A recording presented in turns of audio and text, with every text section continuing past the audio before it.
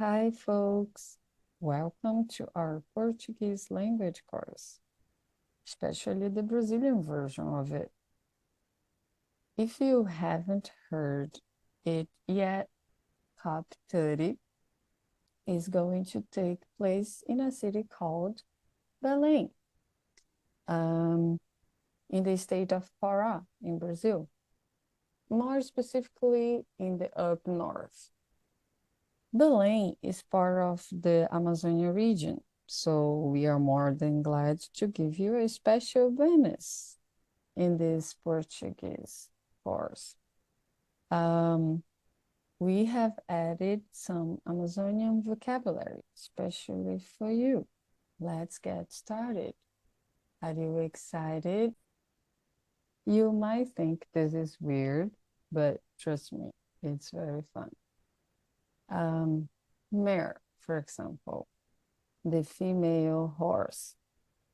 It's a common expression in Belém with a different meaning of the female horse. Okay.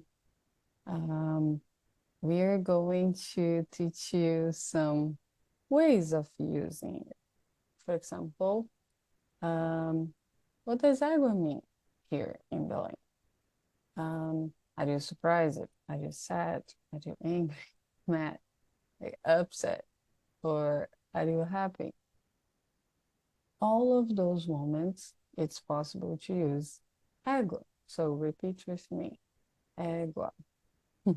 But you have to make a different intonation in every single moment. For example, you're very surprised. You're like, oh my God. You say, égua. You just focus more in the beginning, emphasize it.